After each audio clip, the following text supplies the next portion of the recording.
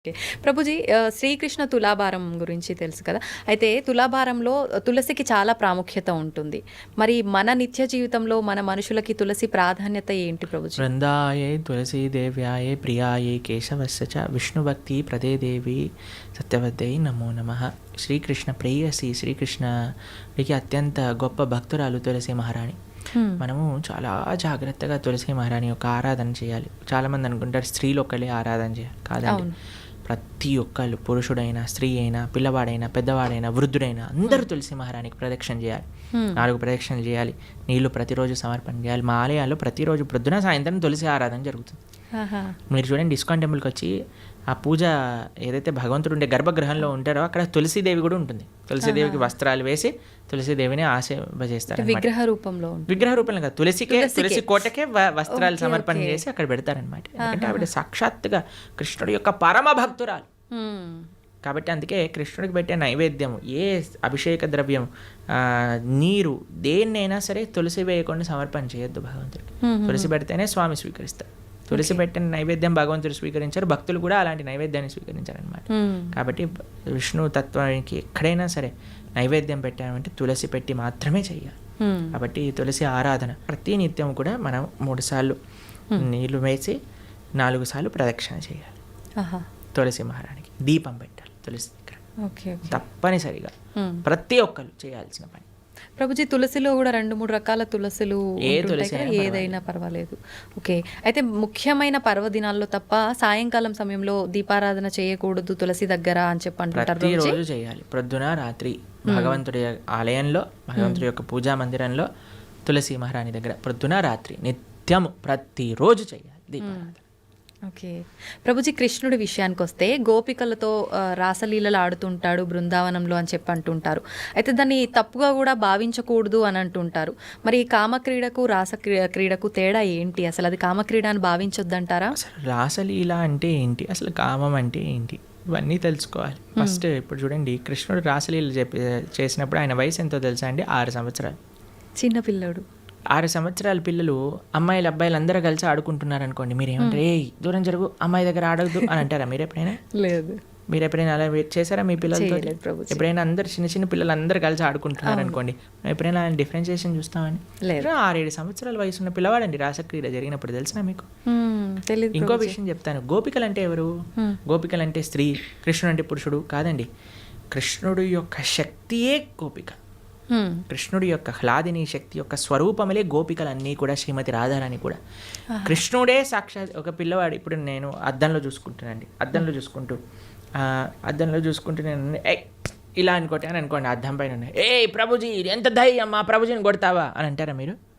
అరే నీ ఇష్టం, ఇక నీ అద్దం నీ రిఫ్లెక్షన్ ఏదైనా చేసుకో, నువ్వు ఎంత ముద్దు వస్తున్నావా, నువ్వు రాసి ఒకటైనా పెట్టు, ఏదైనా చేసుకో, అది నువ్వు నీ రిఫ్లెక్షన్, అంతే కదండి. అంతే. కృష్ణుడు ఏ తత్వమో గోపికలది అదే తత్వం. ఆయన యొక్క హ్లాదిని శక్తి స్వరూపములే గోపికలు, దాంట్లో వేరేది ఏ విషయం కాదండి. ఇప్పుడు రాస నృత్యం అంటే ఏంటి అనుకుంటున్నారు? అదొక నృత్యం, ఆనంద స్వరూపం. అది ఒక స్త్రీ పురుషుని మధ్యలో జరిగే, మీరు అంటున్నారు కదా, ఏదో భౌతికమైన సంబంధం కాదండి. అది సాక్షాత్తుగా ఒక జీవాత్మ పరమాత్మ కలిసినప్పుడు పొందే ఆనందాన్ని రాసలీల అని అంటారు. రాసలీల శుకదేవుడికి అన్నిటికంటే ఫేవరెట్ పాస్ టైం భాగవతంలో. శుకదేవుడు ఎవరో తెలుసా అండి? శుక మహర్షి. ఆయన పుడుతూనే తల్లి గర్భం నుంచి నడుచుకుంటూ వెళ్ళిపోయాడు. ఎలాంటి వైరాగ్యం కలిగిన వాడు అని అంటే, ఆయన స్త్రీలు స్నానం చేస్తున్న సరస్సు పక్క నుంచి వెళ్తే స్త్రీలందరూ బిందాస్గా స్నానం చేస్తున్నారనమాట, వస్త్రాలు కూడా కప్పుకోలేదు. వ్యాసుల వారు అడుగుతారు, అయ్యా ఏంటి మీరు అని అంటే, ఆయనకండి స్త్రీ పురుష భేదమే లేదు, ఆయన అంతా ఆత్మజ్ఞాన తత్వంలో రమించేవాడు, కాబట్టి మాకు ఆయన డిఫరెన్సియేషనే తెలియలేదు. ఎందుకంటే స్త్రీకి చాలా తొందరగా పురుషుడి దగ్గర ఏదైనా చెడు భావన ఉంటే కనిపట్టేయచ్చండి. కానీ ఆ స్త్రీలు అంత వైరాగ్యం కలిగిన శుకమహర్షి ఏంటో తెలుసా అండి? ఆవు పాలు పితికినంత సమయం కంటే ఎక్కువ ఒక ప్రదేశంలో ఉండలేరు, అంత వైరాగ్యం కలిగిన వ్యక్తి. ఆయనకి ఫేవరెట్ లీల రాసలీల. అంటే అంత వైరాగ్యం కలిగిన వ్యక్తి ఒక భౌతికమైన గర్ల్ ఫ్రెండ్ బాయ్ ఫ్రెండ్ విషయాలు మాట్లాడతారా అండి? అది కూడా ఎవరి ముందు? పరీక్షిత్ నరేంద్రుని ముందు. వేలాది మంది ఋషులు యోగులు మునులు కూర్చొని శ్రవణం చేస్తున్న ఒక సభలో.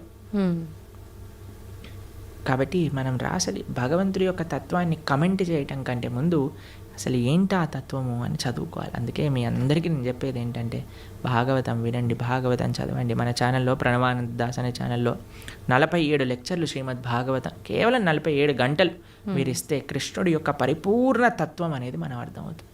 అది మాత్రం మిస్ చేయకుండా చూడండి. కృష్ణతత్వం గురించి, మన సనాతన ధర్మం గురించి మొత్తం అర్థమవుతుంది. ఫస్ట్ నుంచి లాస్ట్ వరకు వినండి, మొత్తం క్లారిఫై అవుతుంది. ప్రభుజీ, వైరాగ్యం అన్నారు కదా, చాలామంది వాళ్ళ లైఫ్లో కూడా అన్ని కష్టాల నుంచి తట్టుకోలేక ఇబ్బందులు పడి దాని నుంచి బయటికి రాలేక వైరాగ్యం చెందుతుంటారు. ఇంకా లైఫ్ వద్దు, ఎందుకు ఈ ఫ్యామిలీ లైఫ్, రకరకాలుగా. అలాంటి వైరాగ్యం నుంచి కొంతమంది డివోషనల్గా ఎక్కువ కనెక్ట్ అవుతుంటారు భగవంతుడికి. నిజంగా అది వైరాగ్యం వల్ల వచ్చిన భక్తి నిజమైన భక్తి అంటారు. ఈరోజే ఒకళ్ళు చెప్తున్నారు, ప్రభుజీ ఈ కష్టం వచ్చి ఉంటే నేను భక్తి మార్గంలోకి రాకపోయి ఉండేదాన్ని అని అంటున్నారు అనమాట. కాబట్టి కొన్నిసార్లు కష్టాలు కూడా మనం భగవంతుడి వైపు పంపిస్తూ ఉంటాయి. ఆనందం కూడా తీసుకెళ్తూ ఉంటుంది, కష్టం కూడా. ఏదైతే మనం భగవంతుడి వైపు తీసుకెళ్తుందో అది నిజమైన. మరి భక్తికి వైరాగ్యం అవసరమా అంటే అవసరం, కానీ వైరాగ్యమే భక్తి కాదు. ఇప్పుడు మన ఈ స్టూడియోకి రావాలి అంటే ఆ డోర్ ఓపెన్ చేయాలి. వైరాగ్యం అనేది డోర్ లాంటిది, అందులోపల నుంచి ప్రవేశిస్తే భక్తి మార్గం లోపలికి రాగలుగుతాం అనమాట. కాబట్టి వైరాగ్యం కావాలి. వైరాగ్య విద్య, నిజభక్తి యోగ, శ్రీ చైతన్య మహాప్రభు యొక్క ఉపదేశములలో వైరాగ్యము అంటే ఏదో ఫల్గు వైరాగ్యము కాదండి. నిజమైన వైరాగ్యం మనకు కావాలి. యుక్త వైరాగ్యము అని అంటారు. ఫల్గు వైరాగ్యము అని అంటే ఇప్పుడు చూడండి,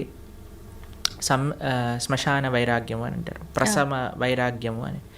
ఇదంటే ఎలా అంటే ఇప్పుడు చూడండి, శ్మశానంలో ఎవరైనా కాలిపోతున్నారనుకో, మనది కూడా అదే గతి కదా. ఇంటికి వచ్చాక ఏం చేసావు అంటే ఇడ్లీ వద్దు, నాకు పెసరట్టు కావాలి. ఏం వైరాగ్యం అండి? పోయేవాడికి ఇడ్లీ తిన్నా సాంబార్ తిన్నా ఒకటే కదండి. రెండోది ఏమనుకుంటుందట అంటే ఎవరైనా ప్రసవ వేదన ఊ అని అరుస్తున్నప్పుడు, అమ్మో నేను మాత్రం పిల్లల్ని కానీ ఇంత నొప్పి నేను భరించలేను. మళ్ళీ పెళ్లి చేసుకోగానే ఒక పిల్లోడు, రెండో పిల్లోడు, మూడో పిల్ల, నా కూతురు కావాలి, నాకు ఇంకో అలాంటివి అనమాట. అలాంటి వైరాగ్యం పనికిరాదు. వైరాగ్యం అంటే ఏంటి? నా దగ్గర ఉన్నదంతా కూడా భగవత్ సేవలో ఉపయోగిస్తా. యుక్త వైరాగ్యము. ఇప్పుడు మీకు ఒక విషయం చెప్తాను. నేను ఇలా వెళ్తున్నాను అనుకోండి, ఒక పర్స్ పడిపోయింది అనుకోండి, అమ్మయ్య దేవుడు నాకు ఈ విధంగా కరుణించాడు, డబ్బులు నాకు ఇచ్చాడని తీసుకోవటం ఒక విధి. రెండవది ఏంటి? అయ్యో నాది కాదు కదా, వదిలేస్తాను, నేను ముందుకెళ్ళిపోతాను, ఇంకో విధి. లేదు మూడు, అరే పర్స్ పడింది విజిత గారు, ఎవరిదేనా అంటే అయిందే అండి, ఇచ్చేయటం మూడో విధి. ఏది మంచిది అంటారు ఈ మూడిట్లో? అడిగి ఎవరిది అని ఇవ్వటమే, అంతే కదండి. దాన్ని యుక్త వైరాగ్యం అంటారు. ప్రతి ఒక్కటి తీసుకో, ఎవరికి చెందాల్సిందో వాడికి చెందించు. ఈ ప్రపంచంలో ఉన్నదంతా కృష్ణుడికి చెందిందే కాబట్టి ఆయనకి సమర్పణ చెయ్యి. అది నిజమైన వైరాగ్యం, నిజమైన భక్తి అని అంటే. నీ కోసం నువ్వు వాడుకోకు, పరమాత్మ కోసం ఉపయోగించు, దేశం కోసం ఉపయోగించు, ధర్మం కోసం ఉపయోగించు, భాగవతోత్తముల కోసం ఉపయోగించు, భగవంతుడి కోసం ఉపయోగించు. అది వైరాగ్యం. ప్రభుజీ, భగవంతుని ఆరాధించాలంటే భక్తి ఒకటే ప్రధానమా? శరీరం కూడా శుచిగా ఉండాలి అంటుంటారు. నిజంగా శరీరం శుచిగా ఉండటం అంటే ఏంటి? మీరు అన్నారనుకోండి, ప్రభుజీ మా పిల్లల్ని స్కూల్కి పంపిస్తాను కానీ యూనిఫామ్ అయ్యాను, యూనిఫామ్తో ఏం సంబంధం ఉండండి, వాళ్ళకి చదువుకోవడం కావాలి, వాళ్ళు చదువుకోవాలని ఇచ్చి ఉందంటే స్కూల్ వాళ్ళు ఎలా చేస్తారండి? ఏమంటారు? ఫస్ట్ యూనిఫామ్ వేసుకొని రా, అంతే కదండి. అవునా కదా? స్కూల్ షూస్ పైన మొత్తం బురద జల్లి పంపించి, బురద ఉంటే ఏంటి, నువ్వు చదువు చెప్పు, ఆయన చదువు నేర్చుకోవడానికి వచ్చావు, నువ్వు చదువు చెప్పడానికి వచ్చావు, షూ బూట్ ఇవన్నీ అంటావు ఏంటి అని అంటారా మీరు? ఏమంటారా? అమ్మ టీసీ ఇస్తాను, తీసుకెళ్ళు, మీ పిల్లల్ని వేరే స్కూల్లో జాయిన్ చేయించు అని అంటారు. అంతేనండి. గోర్లు ఎందుకు కట్ చేసుకోవాలండి? గోర్లకి చదువుకి ఏం పని ఉంది అంటే, మా స్కూల్లో పీటీ సార్ ఉంటే వాడు పెద్ద కర్ర పట్టుకొని పాట్ అని కొట్టేవాడు, గోర్లు పెరిగాయండి. అందరు పీటీ పీరియడ్ ముందు అందరు పళ్ళతో మొత్తం పడేసేసేవాళ్ళు అనమాట. హడలు వచ్చేసేది అనమాట. వామ్మో పీటీ ఈరోజు థర్స్డేనా అని అందరు హడలిపోతుండేవారు అనమాట. మీరు తినారా ప్రభుజీ అట్లా దెబ్బలు? అంటే గోర్లతో కొరికేసాం అనమాట. దెబ్బలు తినే ముందు. ఓకే, తెలివైన మూవ్ అనమాట అక్కడ. అయితే భక్తికి చాలామంది అడుగుతారు, ఈ శుచి ఏంటి, స్నానం చేయటం ఏంటి, ఇదంతా మూర్ఖత్వం, వీళ్ళంతా చాదస్తం, పైత్యం అని అంటూ ఉంటారు. కాదండి, మీకు భక్తి హృదయంలో ఉండాలి అని అంటే దాన్ని ఎక్స్టర్నల్గా కొన్ని రూల్స్ అండ్ రెగ్యులేషన్స్ పాటించాలి. శుచి, స్నానం, ప్రొద్దున లేవంగానే స్నానం చేయటం, మనం కాలకృత్యాలు తీర్చుకున్నాక స్నానం చేయటం, మడితో ఉండటం, అక్కడిక్కడ ముట్టుకోకుండా మంచిగా ప్రేమతో భగవంతుడికి నివేదన చేయటం, ఇవన్నీ కూడా ఆధ్యాత్మిక మార్గంలో మనకి మంచి వైపు నడిపిస్తూ ఉంటుంది అనమాట. కాబట్టి శుచి శుభ్రత అనేది చాలా ఇంపార్టెంట్ అండి. ఇప్పుడు చూడండి, ఈ రూమ్ అంతా నీట్గా ఉంది కాబట్టి ప్రశాంతంగా మనం మాట్లాడుకోగలుగుతాం. కెమెరామ్యాన్లు వాళ్ళు పనిచేస్తున్నారు, మనం ఇక్కడ ఇంకా మొత్తం చిందర పేపర్లు ఇక్కడ పడిపోయి ఆ లైట్లన్నీ కింద కూసిపోయి ఆ మొత్తం గోల ఉందనుకోండి, మనకి చెప్పాలి మాట్లాడాలి, ఫస్ట్ ఈ రూమ్ క్లీన్ చేయండి తర్వాత చేస్తామంట, అంతే కదండి. అంతే. ఏంటండి మేము ఇంటర్వ్యూ చేయడానికి వచ్చాం, ఇంటర్వ్యూ చేయండి ఇవన్నీ ఎందుకు అని అన్నారనుకోండి, బాగుంటుంది కదా అది. కాబట్టి శుచి శుభ్రత డైరెక్ట్గా మనసుకి కనెక్షన్. ఇప్పుడు చూడండి, ఇంటికి వచ్చారనుకోండి, ఇంట్లో అన్ని నీట్గా ఉండి చక్కగా సాంబ్రాణి, మా ఇంటికి వచ్చినప్పుడు బ్రహ్మాల ఆరాధన చేశాక సాంబ్రాణి పొగ వేస్తారనమాట. అప్పుడు ఆ ఆధ్యాత్మిక గుడికి వచ్చిన వాతావరణంలో లాగా ఉంటుందన్నమాట. అంతేగాని అన్ని చిందరబందర చేసి అందరు ఇలా పడిపోయి కూర్చున్నారు అనుకోండి, అప్పో ఎందుకు వచ్చాను రా బాబు, ఎక్కడికైనా వెళ్ళిపోతే బాగుండు అనిపిస్తుంది. కాబట్టి మనకి మనసుకి బాహ్యమైన శుచి శుభ్రత వీటికి కనెక్షన్ ఉంది. కాబట్టి దాన్ని జాగ్రత్తగా తెలుసుకొని మనం శుచి శుభ్రత పాటించాలి. మన ఛానల్లోనే సదాచారము అనే ఒక కోర్స్ మనం చేసామన్నమాట. ప్రణవానంద దాస్ ఛానల్లోనే సదాచారం గురించి చెప్పాం. అసలు వంట ఎలా చేయాలి, అసలు మనం శుభ్రత ఎలా మెయింటైన్ చేయాలి, స్నానం ఎలా చేయాలి, అన్ని విషయాలు అందులో ఉన్నాయి. 7 లెక్చర్లు ఉంటాయి, మొత్తం శుచి శుభ్రత గురించి తెలుసుకోవచ్చు అనమాట. అది కూడా వినండి, చాలా మంచి పనికొస్తుంది. ఓకే ప్రభుజీ, చాలామంది కాదు, ప్రతి ఒక్కరు కూడా అసలు ఏది శాశ్వతం కాదు అని అందరూ చెప్తుంటారు. అయితే అది తెలిసి కూడా మనం అన్నిటిపైన వ్యామోహం పెంచుకోవడము, ఈ బంధాలు బంధుత్వాలు వీటన్నిటిపైనే ఫోకస్ చేస్తూ ఉంటాం. ఎంతసేపు కూడా లగ్జరీ లైఫ్కి అలవాటు పడిపోతుంటాము. అసలు ఏంటి, నేను ఎందుకున్నాను, ఎందుకు వచ్చాను, అసలు ఎందుకు జీవించున్నాను, నేను అసలు ఏం చెయ్యాలి అనేది ఎలా అర్థమవుతుంది? ఈ ప్రశ్నలకు సమాధానం. ఇప్పుడు 2 ఎక్స్ట్రీమ్స్లో ఉంటారండి. ఒకటి టూ అటాచ్డ్ లేదా టూ డిటాచ్డ్. భక్తి అలా కాదు. భక్తి అండర్స్టాండ్ యువర్ పొజిషన్. నువ్వు భగవంతుడి యొక్క దాసుడివి, ఇవన్నీ కూడా భగవంతుడు ఇచ్చినవి. కాబట్టి ఇప్పుడు చూడండి, మీకు ఇంతకుముందు చెప్పాను అనుకుంటా, మాకు ఏదన్నా వస్తువు కానీ ఏదన్నా మేము యూజ్ చేసాం అనుకోండి, ఫస్ట్ దానిపైన ఐసీఓ ప్రణవానంద దాస అని రాస్తాం మేము. ఐసీఓ అంటే ఇన్ కేర్ ఆఫ్, అంటే ఇది నాది కాదు, నాకు కృష్ణుడు ఇచ్చింది, నేను దీని కేర్ టేకర్ని మాత్రమే. ఈ భావన ఉండాలి. నీ కొడుకు పైన, భార్య పైన, భర్త పైన, ఇల్లు పైన, గాడి పైన, చుట్టాల పైన, వస్తువుల పైన, అన్నిటికీ ఇదే భావన. ఇది పరమాత్మ భగవంతుడు నాకు ఇచ్చాడు, దీన్ని నేను జాగ్రత్తగా చూసుకుంటా. కానీ ఎవరిచ్చారు? భగవంతుడు. నా ప్రేమ భగవంతుడి పైన. భగవంతుడు ఇచ్చిన వస్తువు. ఇప్పుడు నేను మీకు ఒక గిఫ్ట్ ఇచ్చాను అనుకోండి, ఎంత బాగా పెట్టుకుంటారే, ప్రభుజీ ఇచ్చారు ఈ గిఫ్ట్ని, జాగ్రత్తగా పెట్టుకోవాలి అని అనిపిస్తుంది. ఎందుకు? గిఫ్ట్ పైన ప్రేమ లేదా ఒక వ్యక్తి పైన గౌరవమా? ఇప్పుడు మీకు చాలా ప్రేమతో మీ తమ్ముడు కానీ, అన్నయ్య కానీ, చెల్లి కానీ, అక్క కానీ ఒక గిఫ్ట్ ఇచ్చారనుకోండి, ఐఫోన్ ఇచ్చారు. ఐఫోన్ నాకు చాలా ఇష్టం. ఎందుకు నీకు ఐఫోన్ ఇష్టము అని అంటే, అయ్యో మా తమ్ముడు, అక్క, చెల్లి, అన్న ఎవరో ఒకరు నాకు ఈ గిఫ్ట్ ఇచ్చారు కాబట్టి. అన్నకి యాక్సిడెంట్ అయింది, పోతే పోనీ ఐఫోన్ ఉంది కదా, ఐఫోన్ చూసుకుంటాను అన్నారు అనుకోండి. అరే నీకు అన్న ముఖ్యమా, ఐఫోన్ ముఖ్యమా? నాకు ఐఫోన్ ముఖ్యం అని అంటే నిజంగా అన్న పైన ప్రేమ అండి? లేదు. అన్న పైన ప్రేమ మీకు ఆ ఫోన్ పైన రిఫ్లెక్ట్ అవుతుంది. అన్న ఇచ్చాడు కాబట్టి నాకు ఇది ప్రేమ అని అనిపిస్తుంది. అట్లనే భగవంతుడు అయిన ప్రేమ ఎప్పుడైతే ఉంటుందో అన్ని సంబంధాలు బాగుంటాయి. ఎందుకంటే వీళ్ళందరినీ కూడా భగవంతుడితో కనెక్షన్తో చూస్తాం కాబట్టి. ఎప్పుడైతే భగవంతుడిని తీసేస్తామో జీవితంలో మన స్వార్థం, ఆవిడ అనుకుంటుంది ఆవిడ స్వార్థం, నేను అనుకుంటాను నా స్వార్థం, పిల్లలు అనుకుంటారు నా స్వార్థం, తల్లిదండ్రులు అనుకుంటారు నా స్వార్థం, అత్తమామలు అనుకుంటారు వాళ్ళ స్వార్థం. కానీ ఎప్పుడైతే కుటుంబం మొత్తం కలిసి భగవంతుడిని ఆశ్రయిస్తుందో అప్పుడు అందరూ కృష్ణుడికి ఏది మంచిది, కృష్ణుడు నేను ఏం చేస్తే నాతో ఆనందంగా ఉంటాడు అని ఆలోచించి ఆ విధంగా చేస్తాను. ఇదే భక్తి అంటే. అందుకే శ్రీల ప్రభుపాదుల వారికి వాళ్ళ గురువు గారు చెప్పారు, everything can come later, the most important necessity in this world is Krishna consciousness. భక్తి ప్రపంచంలో ఉంటే అన్ని రకాల సుఖములు, అన్ని రకాల స్వాంతనలు, అన్ని రకాల సౌఖ్యం చేకూరుతుంది. దాంట్లో ఎటువంటి డౌటే లేదు. ఇది ముఖ్యం.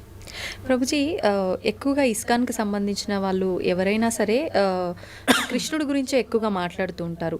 మరి కృష్ణుడి సోదరుడు బలరాముడి పాత్ర గురించి కానీ ఆయనకు సంబంధించిన విశేషాలు ఎందుకని తెలియదు? బలరాముడు ఎందుకండి, మేము ఎన్నోసార్లు బలరామ జయంతి పెద్ద ఉత్సవం మా ఆలయాల్లో తెలుసా మీకు? మా సాంప్రదాయంలో బలరాముడి ఉత్సవం కానీ, బలరాముడి యొక్క లీలలు చర్చించుకోవటం కానీ చాలా ముఖ్యంగా చేస్తాం. మీరు ఎప్పుడైనా మా బలరాముడి గురించి మాట్లాడిన వీడియోలు ఎన్నో ఉన్నాయి.